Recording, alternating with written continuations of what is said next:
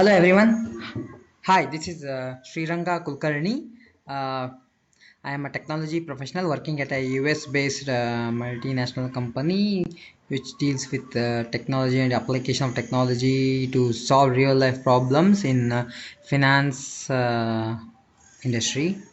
Uh, I've been part of NUS alumni now, and I've been doing some of the courses in NUS Business School, including market research, analytics, consulting, and technology operations management. And I have completed my master's in knowledge engineering from NUS in 2015 mid, uh, part time, 2.5 years course in from ISS.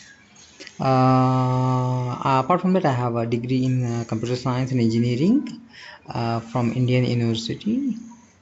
Yeah, I have around 12 years of experience, overall experience in technology field, uh, and about 6 to 7 academic and some industrial experience from 2013 onwards in data analytics. So yeah, thank you for this opportunity for me to present an overview about data analytics.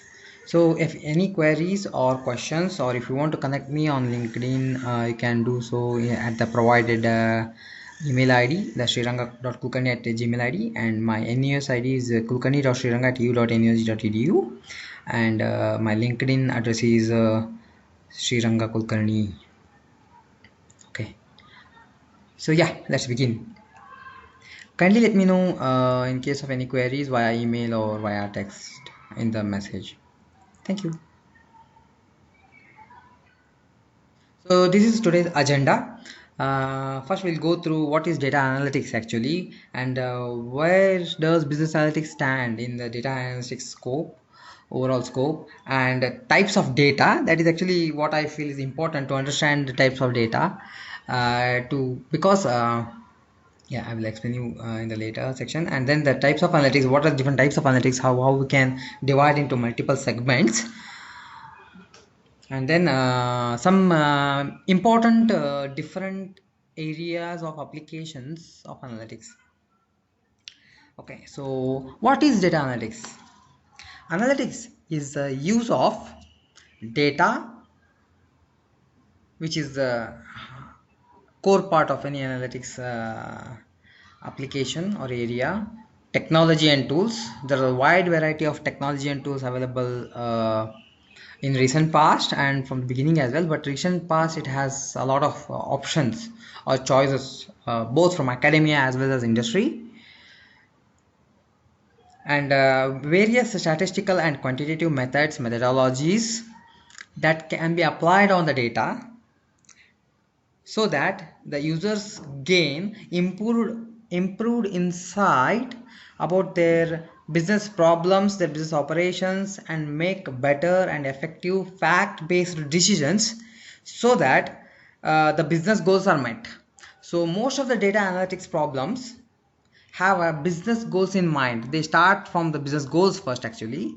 So using or keeping that mind, the business goals in mind, we apply the tools and the technology, the statistical and quantitative methods on the data to infer results or to gain insights.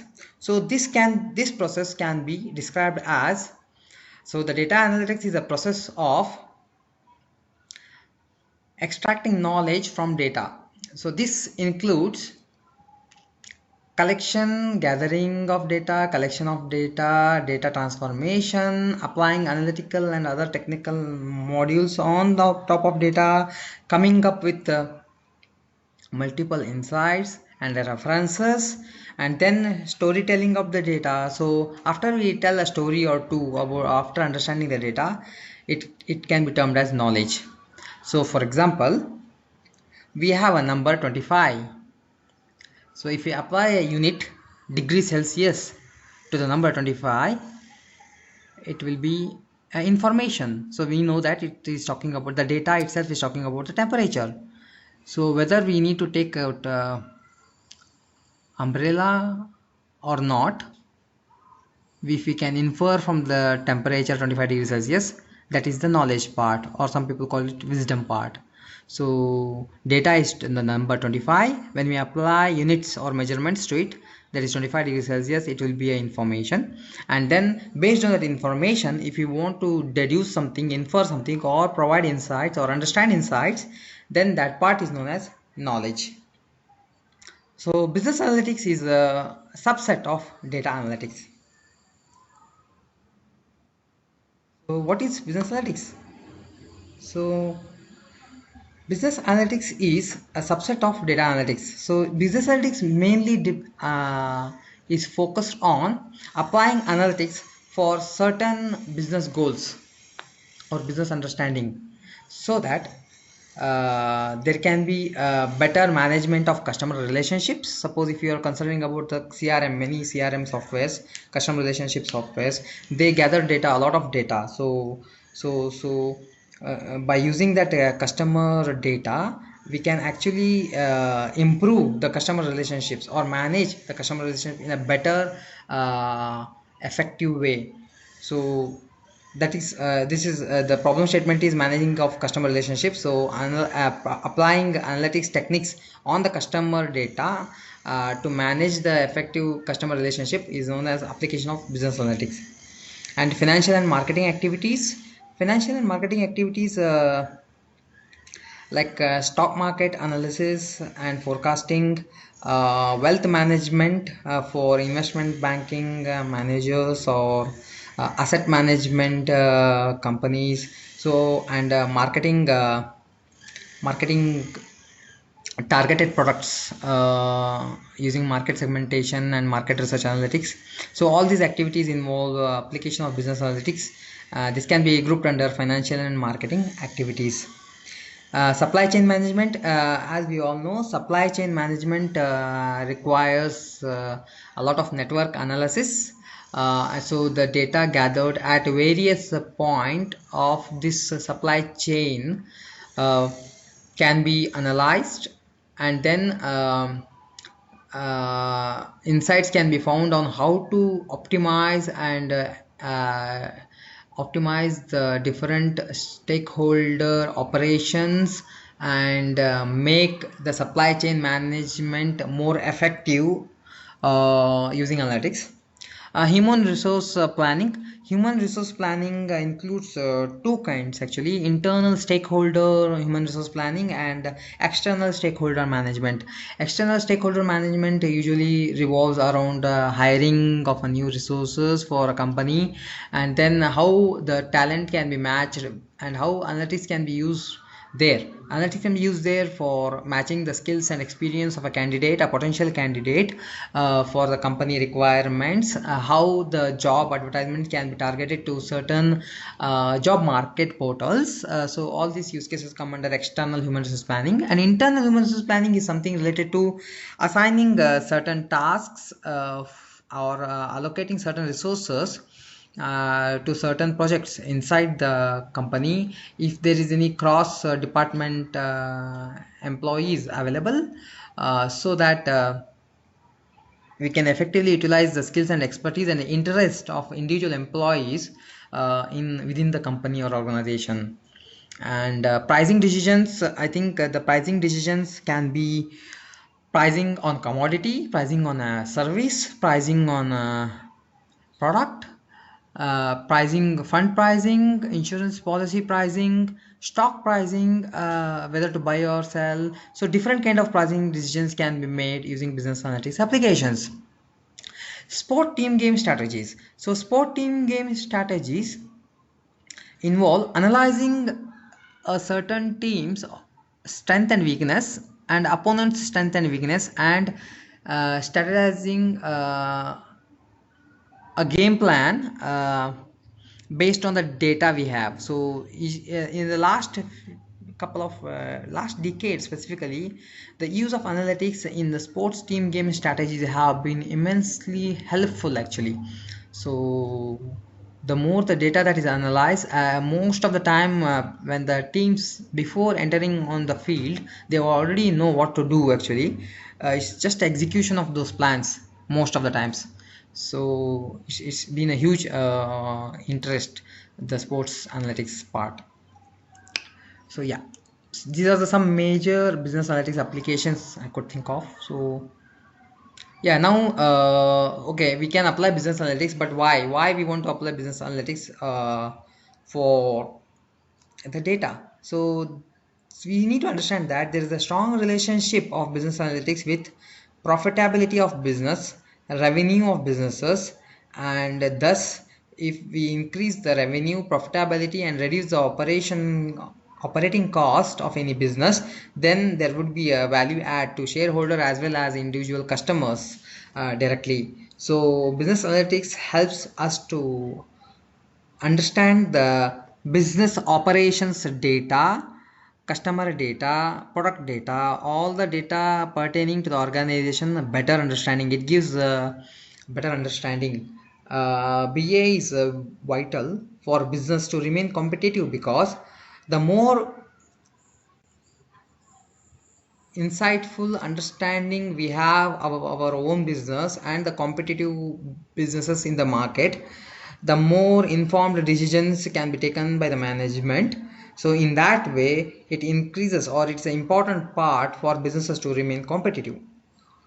The BA enables the creation of informative reports. This is more of data warehouse business intelligence reports, like productive reports, the holistic view of organization reports, such as right from the manufacturing to marketing to business lines. Various departments of the businesses can have individual targeted reports, monthly reports, quarterly reports, daily reports in some cases, which help management and product team to better understand the ongoing operations and the upcoming challenges they might face.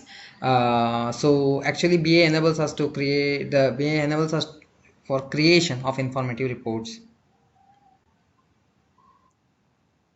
So next we can see types of business analytics. So actually there are mainly three types of business analytics. One is descriptive analytics, which uses the data to understand past and present behaviors.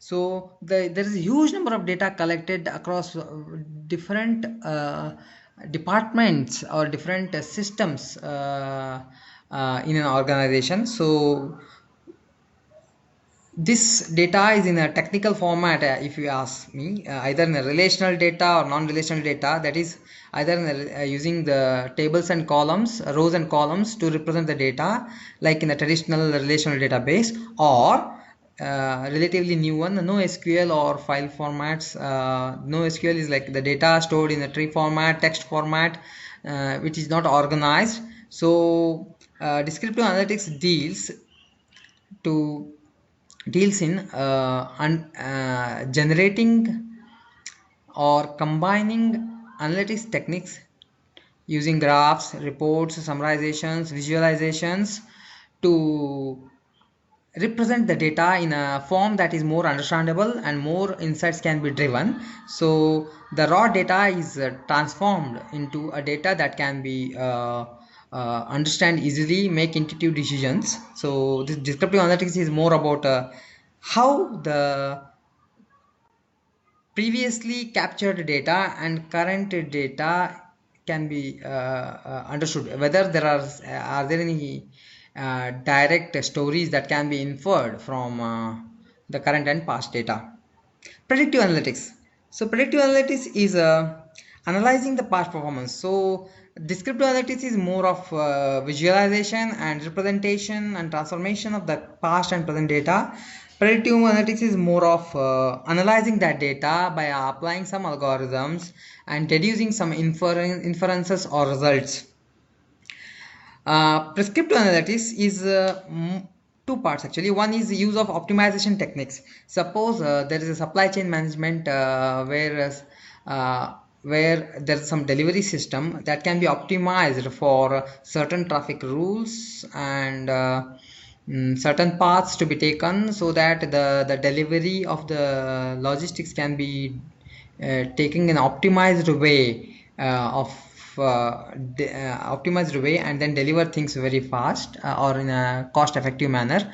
Another one is prescriptive. Another example of prescriptive analytics is more of suggesting something like prescribe. Suppose oil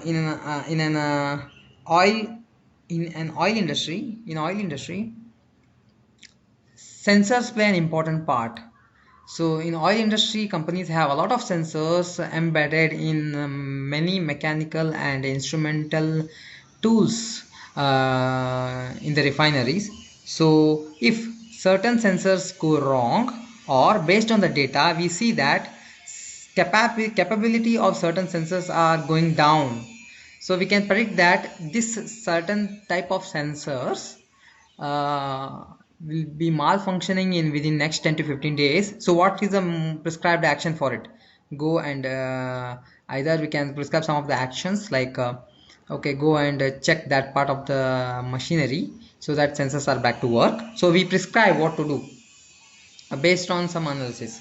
So this is used in to alert actually in many manufacturing industries. Prescriptive analytics can be used. Okay, those are the example different kinds of business analytics. So to summarize, descriptive analytics is mainly used to understand the data from the past and present systems across the company. Predictive analytics is the next step of data descriptive analytics, that is after collecting and understanding the current and past data, we analyze the past performance using various analytical techniques. I would give details in upcoming slides. And prescriptive analytics is one step ahead of predictive analytics. We can say that is we prescribe what to do next, list of action items based on the performance, and also prescriptive analytics deals with some optimization techniques using genetic algorithms. We can use genetic algorithms usually for optimizing the any given operation actually. Okay, so these are the three types of analytics. So if we consider a retail department stores, so most department stores they have to clear seasonal inventory by reducing some prices. So the question comes is when to reduce the price and by how much factor the price should be reduced. So this is a clear-cut example of descriptive analytics where we can examine the historical data for similar products, that is prices, the units sold, advertising, marketing, etc., by applying descriptive analytics techniques to examine the historical data.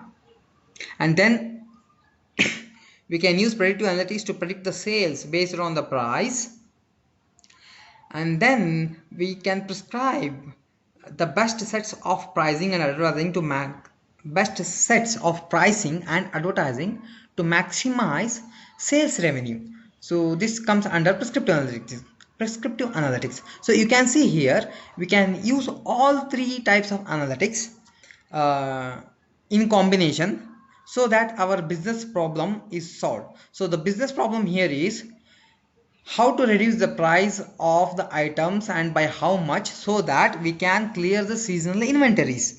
That is a business problem. So we are using three techniques, descriptive analytics techniques, to examine the historical data for similar products, and the predictive analytics for predicting the sales based on the price, and then prescriptive analytics to find the best sets of pricing and advertising to maximize the sales revenues.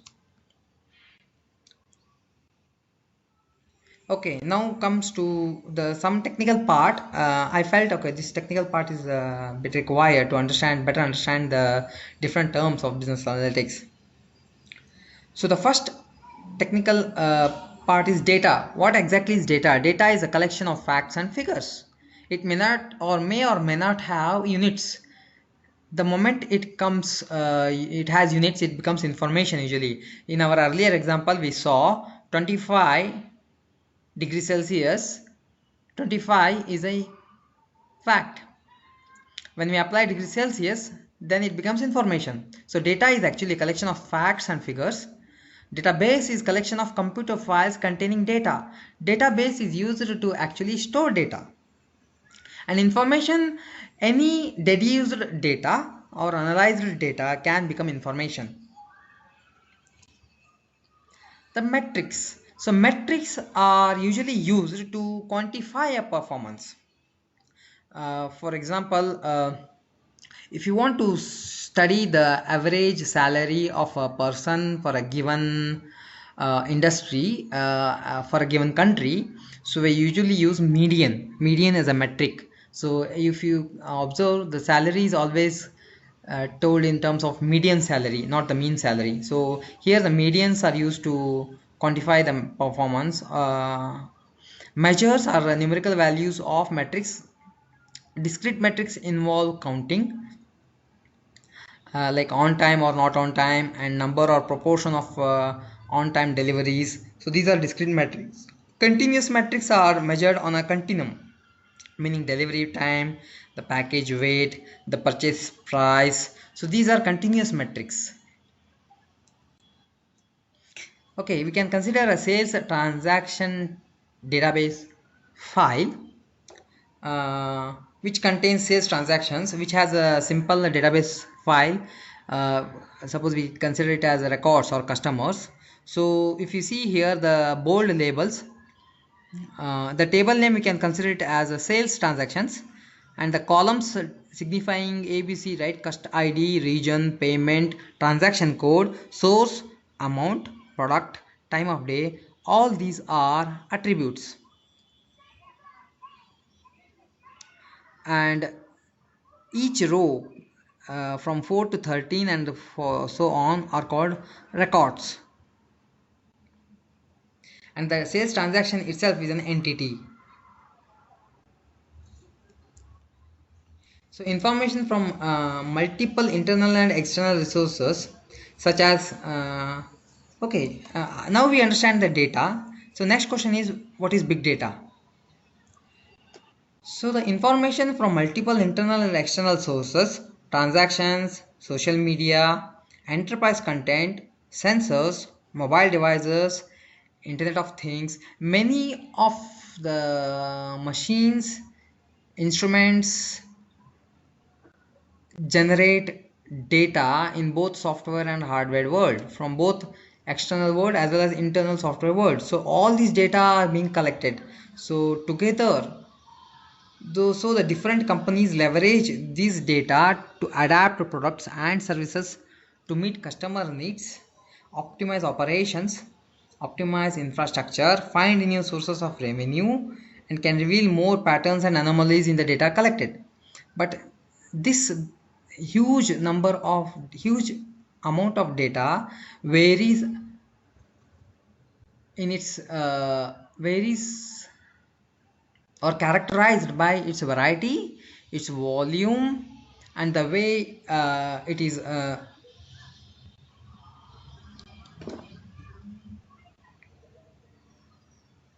so the big data is actually characterized by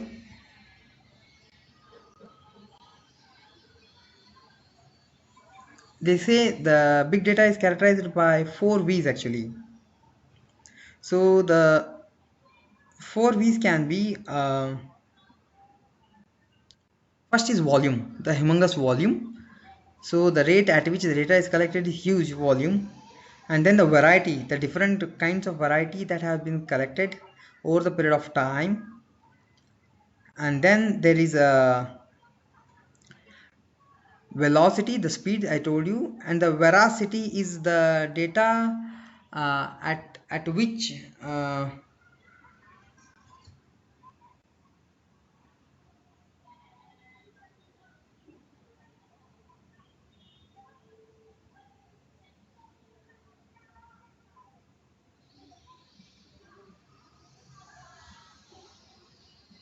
the consistency of the data, actually the consistency of the data or the accuracy of the data at which it is collected altogether forms a big data.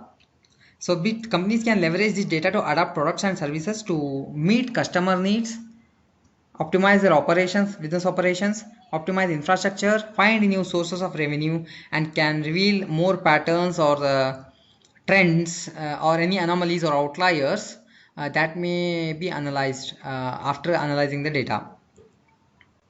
So next comes types of data. So when we are collecting data or gathering data from multiple sources or individuals, The collection of data from individual cases are on particular variables. So what is a variable? A variable is a unit of data collection whose value can vary. It acts as a placeholder. Variables can be defined into types according to the level of mathematical scaling that can be carried out on the data. We can say there are roughly about 4 types of data or levels of measurement. So one is categorical or nominal, second one is ordinal, third one is interval, and fourth one is ratio.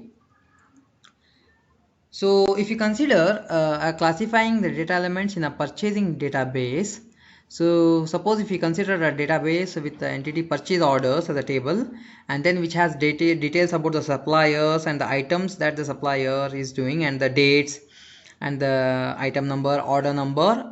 So you can see here in this table we have supplier, order number, item description, item cost, quantity, cost per order, the terms, the order date and the arrival date. So if you consider this,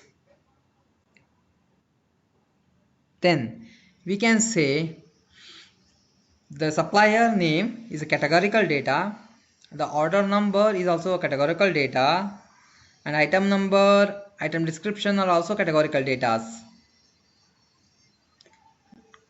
But item cost, quantity, cost per order are examples of ratio data type, and order date from and to can be considered as interval data types.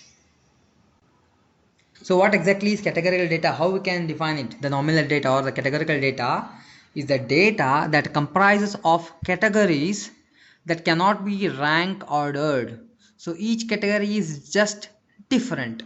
So if you see our previous example, in the supplier column we have space-time technologies, stippling income, ink, alum sheeting, space-time technologies. All these are example of categories that cannot be rank ordered. Each category is just different. So the categories available cannot be placed in any order, and no judgment can be made about the relative size or distance from one category to another.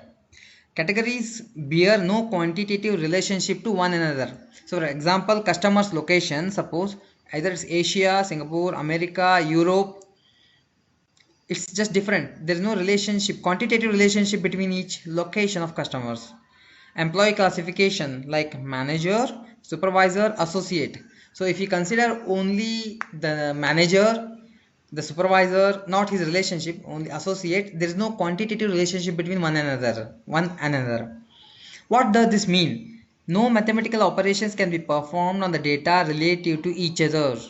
Therefore, nominal data reflect qualitative differences rather than quantitative differences. So categorical or nominal data are usually descriptive, and they actually reflect qualitative differences rather than the quantitative differences on a given data set. Some more examples of nominal data.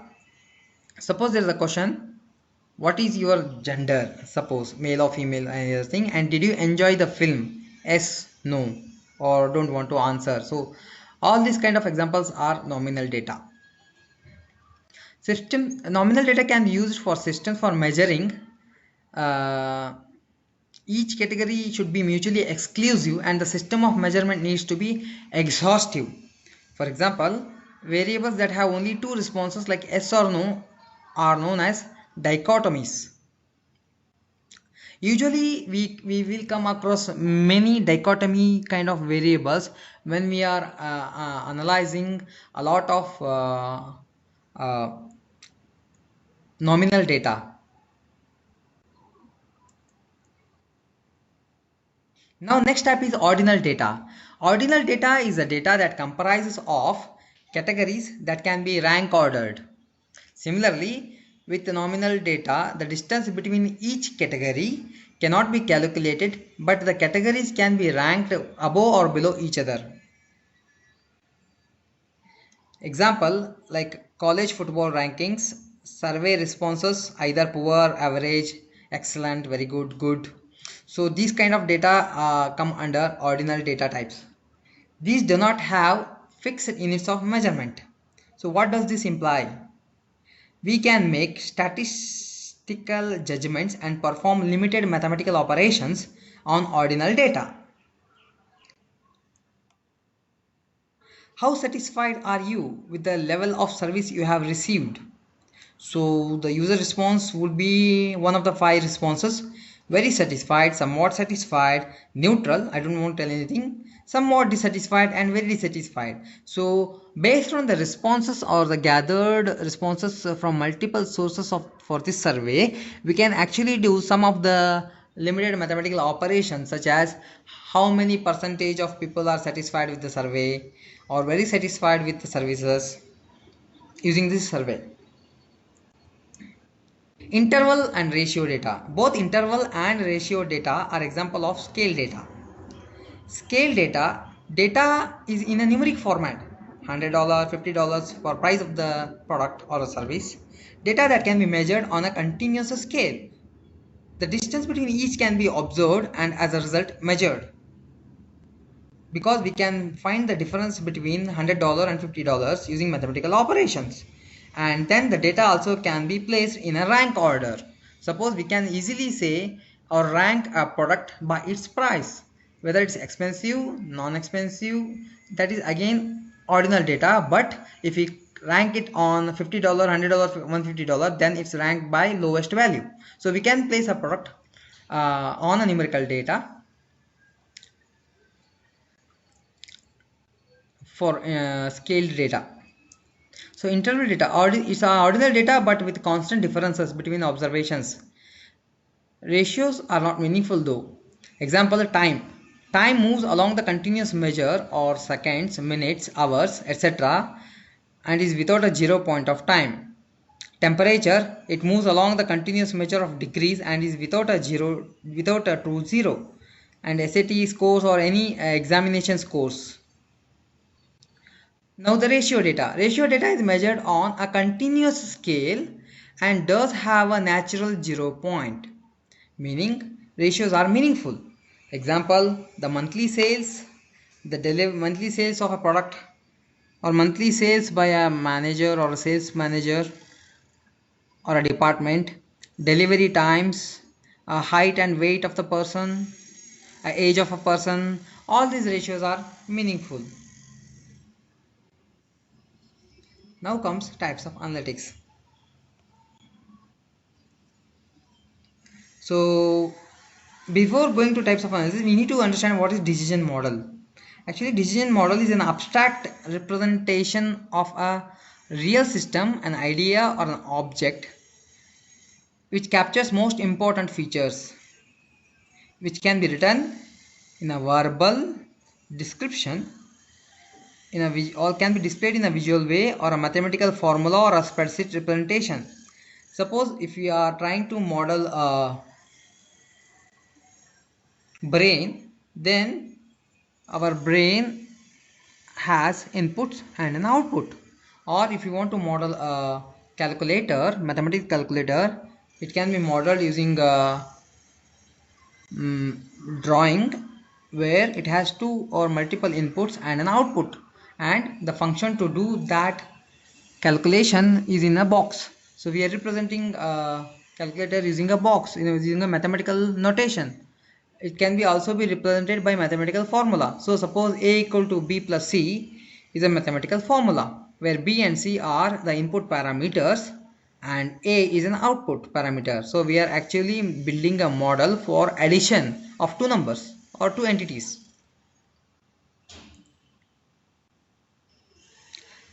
We are having an example of here sales and the weeks. So we can use a decision model to analyze this graph. Here the data in the weeks format is the number of weeks and the horizontal is the metrics for number of sales. So you can see when you analyze this graph, we can see that up to 30th week or 25th week here the sales were minimal, and then it gradually the sales increased over a period of time, and then around 150th week the sales hit the maximum peak. So this can be analyzed. So we are actually building a model of sales using a mathematical graph. What is a decision model? A decision model is a model used to understand, analyze and facilitate decision making. So the actually model is a representation of the real world problem we are trying to solve, and decision model is with the uh, purpose to understand, analyze or facilitate decision making actually. So model which is used for making decisions, we call it as decision model. So types of model, so they have inputs, the data, uncontrollable or controllable or decision variables.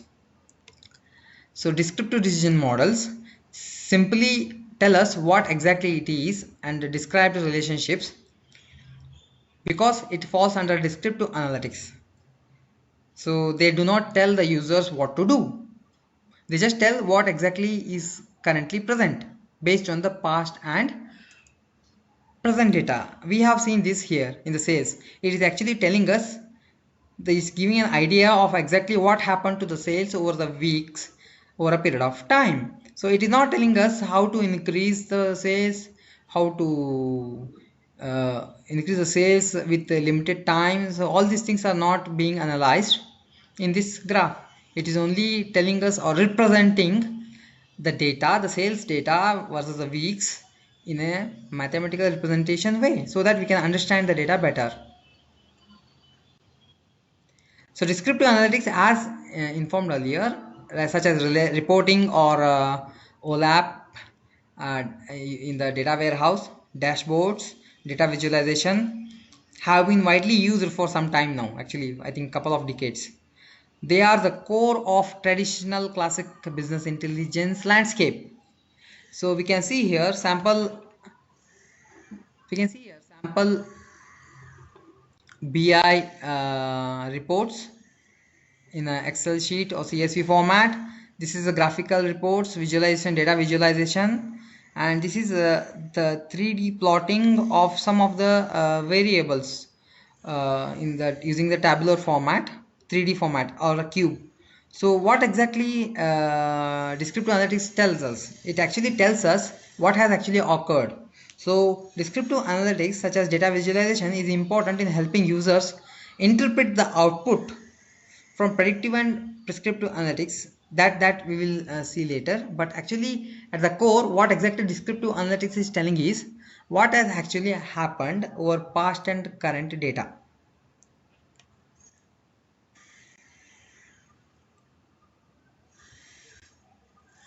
We can see example here about a manufacturing company.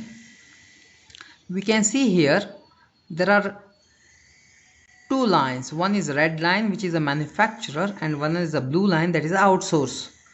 So we can actually calculate the total cost for manufacturing is $50,000 plus 125 into the quotient,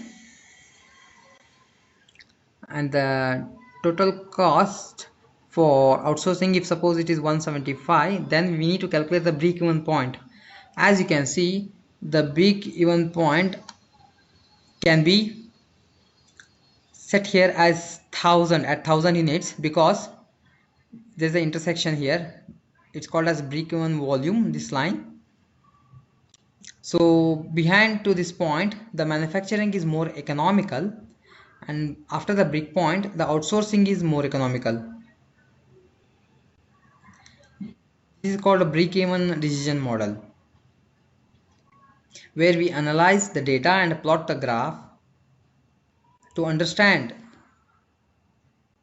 if we can come up at a break-even point for manufacturing and outsourcing department in this example. So next is predictive decision. After we study the descriptive decision, next is the predictive decision. These predictive decision models often incorporate uncertainty to help users analyze the risk, which is aimed to predict what will happen in the future. So uncertainty is imperfect knowledge of what will happen in the future. So there's always risk is associated with the consequences of what actually happens. So actually, if we are understanding a sales database, then we already know that for this given month, given year, we have number of sales. So if you want to predict what would be the future look like based on the data we have, if we can predict the number of sales in the future or future 2 or 3 weeks or 2 or 3 quarters, then we have to use predictive decision models. So predictive decision models or analytics, they have algorithms such as regression analysis, machine learning models, algorithms, neural networks, supervised unsupervised learnings. These also have been around for some time, but lately, because of the increase in efficiency of the hardware architecture and implementation models, these are picking a lot of buzz in the market or in the industry and as well as academia. So these predictive and prescriptive models, usually they are often referred to as advanced analytics topics. So these actually help us to tell what will occur in the future. So marketing, for example, is a target of many predictive analytics applications. But once we arrive at a result of a predictive application, we have to again showcase it to the end users in a more understandable, intuitive way. So again, we make use of descriptive analytics such as data visualization to help users interpret the output from predictive and prescriptive analytics. So in the left of the screen, we can see here a linear regression has been applied to plot the graph, that is y equal to mx plus c. So based on the past data of x and the coefficient of m and the slope c, we can understand or predict the variable y. So y equal to mx plus c is a classic example of linear regression.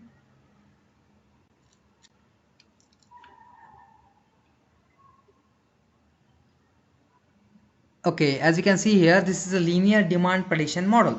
So as we can see here, in the left side it is the demand, and the right and the x-axis is plotted with the price, and the y-axis is plotted with the demands. So as we can see from the graph plotted, as the price increases from 80 to 120, the demand decreases from 19,200 to 18,800. So as price increases, the demand falls. This is a linear demand prediction model. As we can see, a straightforward linear line. So non-linear demand prediction model, which actually assumes the price cannot be increased or decreased in a linear fashion. So it has a price elasticity, that is the constant ratio of percentage of change in demand to percent of change in price. This we can see the non-linear demand, although we can see overall trend is as the price increases from 70 to 130, but the demand decreases from 17,600 to 17,300, but it is not a linear fashion, it is a non-linear fashion. So this is a slight variation of linear demand prediction model. This is a different type, non-linear demand prediction model. So now we come across prescriptive decision model. So with prescriptive decision model actually help decision makers identify the best possible solution. So some of the optimization, okay, we need to understand some of the concepts to better understand prescriptive decision models.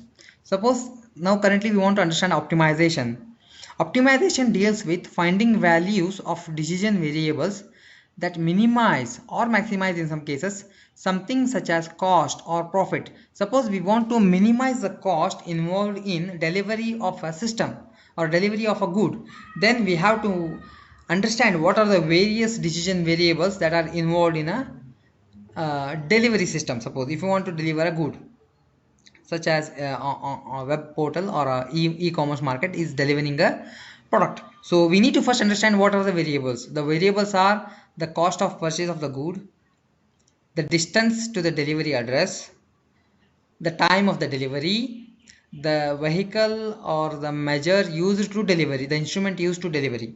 Suppose if you want to deliver a product using suppose a pizza using a drone, then the delivery instrument doesn't make sense, because the cost of the product and the margin of the profit for pizza is relatively low. So using a drone to deliver a pizza may or may not be a suitable option depending on the distance and the time and other various factors. So we need to consider various factors in optimization to minimize certain aspects such as cost or maximize certain aspects such as profit. So we have to come up with an objective function. How we can achieve this? So this objective function that will be used to combine various aspects of optimization and then come up with the result that is used to minimize or maximize the decision variables and constraints like limitations or restrictions, and then optimal solution, the values of decision variables at the minimum or the maximum point. So usually the optimization descriptive equation involved an objective function with some of the constraints or the limitations defined and the optimal solution.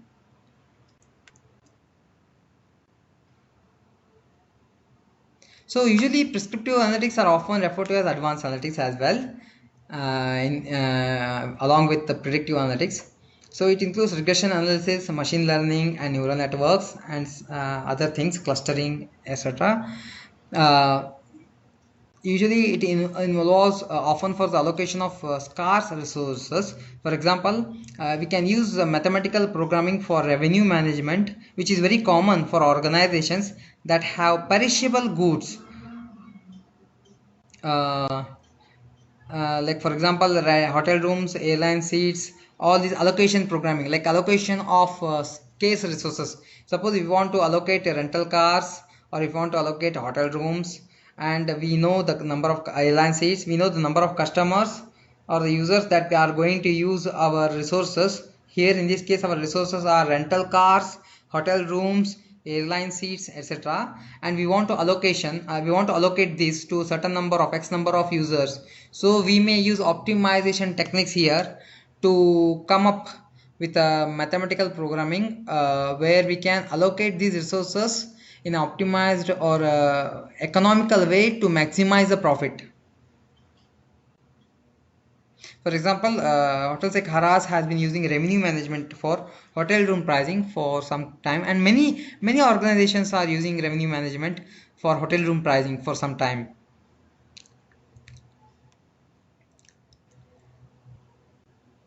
So next is organizational transformation. How we can use business analytics for organizational transformation and how they are using in market now.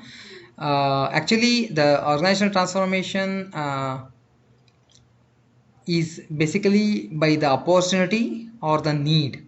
Suppose some organizations who are new to market, they want to compete with already established competitors.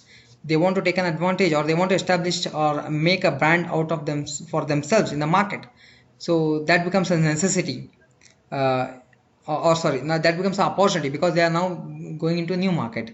But suppose they are already well established organizations in the market, and they want to survive and avoid or win the competition with a certain margin, then it becomes a necessity.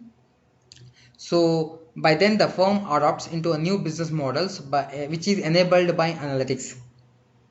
So nowadays analytics are quite a big component for a competitive market, or they are requirement for being competitive in the market, because the big data analytics found that this is a old report found that 85% of the respondents indicated that their firms would be using advanced analytics within the next 3 years. But yeah, as you can see, almost all of the companies have either COE or intelligent unit or digital transformation unit in their company to drive this analytics related initiatives. Now we can study the conditions that lead to analytics based organization. Usually the nature of industry actually is a driving factor. If the nature of industry is a consumer based industry, then the driving factor is more than the conservative financial institutions.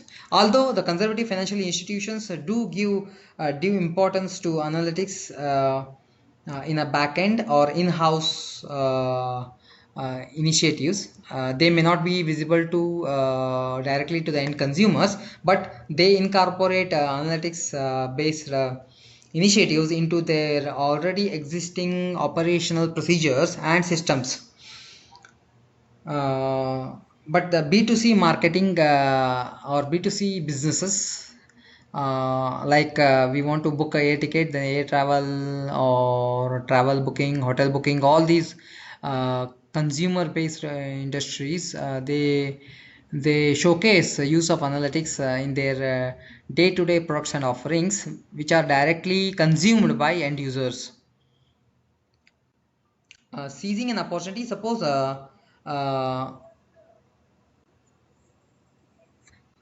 bank is going e-banking, or an traditional manufacturing SME which does not have online presence wants to go online, so or build an app which can be used by their target customers directly, then there is an opportunity lying. So when they are going digital or going online, they can as well incorporate analytics based decisions along with their digital journey.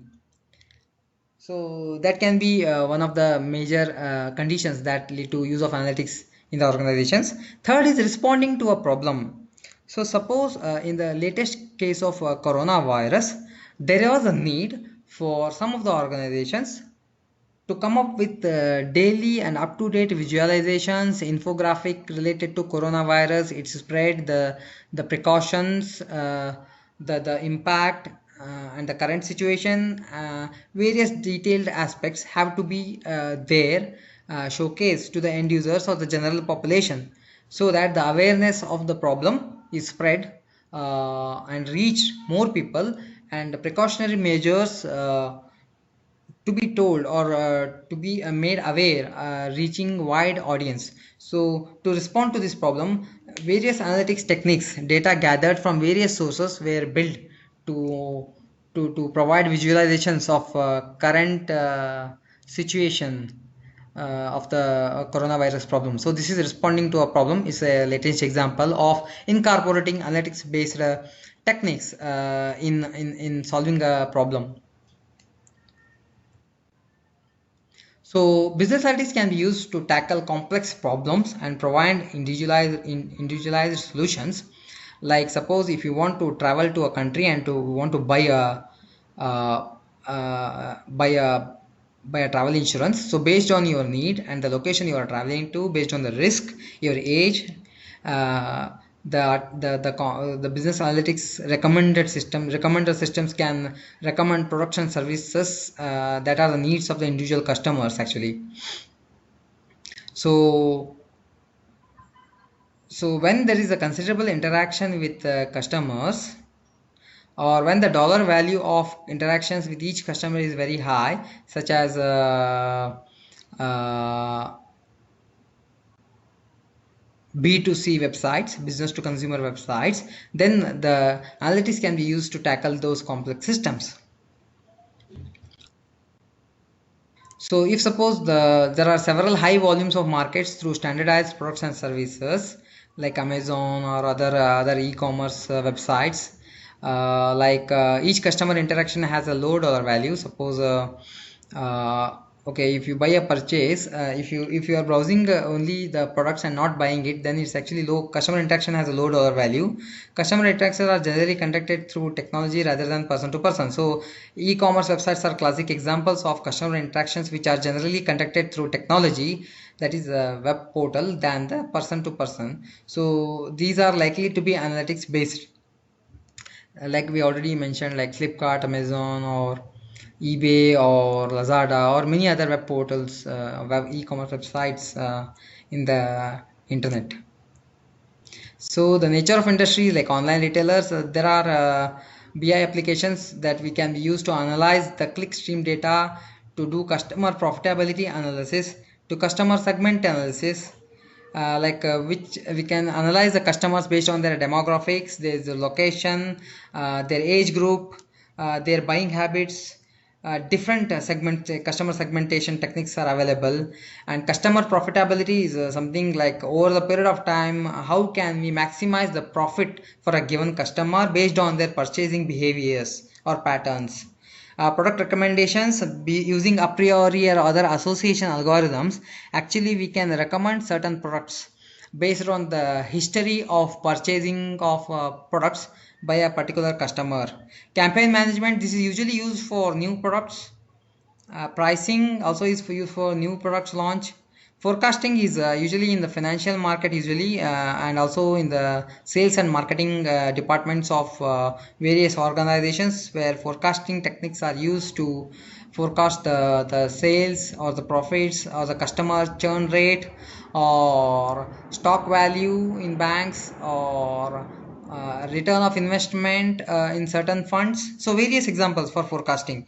Dashboards are like the landing page nowadays for many of the web portals. So wherever there is an individual user access for a login of a website, then we can see the welcome page usually will be a dashboards describing the current state of any application. Suppose if you log into a e-commerce website, so it will display usually the number of uh, products we have purchased from the website. Or suppose if we log into a bank website, we see the number of transactions that has happened over the last month, last 3 months, last 6 months, and the saving amount, and what we can do about how other people are saving into different funds. So all kind of details under one view or one page usually is described in a typical dashboard. So suppose as you can already seen, the online retailers like Amazon, Overstock, or Lazada, or other Shopee, or other they actually are high volume operations who rely on analytics to compete. When you enter their sites, a cookie is placed on your PC and all the clicks are recorded. Based on your clicks, any search terms, recommendation engines decide what products to display. After you purchase an item, they have additional information that is used in marketing campaigns. Customer segmentation analysis is used in deciding what promotions to send you, how profitable your influences, and how customer care center treats you. So a pricing team helps set of prices and then decides what prices are needed to clear out the merchandise. Forecasting models are used to decide how many time items to order for an inventory, and at the end dashboards monitor all the aspects of this organizational performance. So actually this example can be used to map all these BI application within one application. So we can see here all these different aspects of BI applications are together combined in one retail website.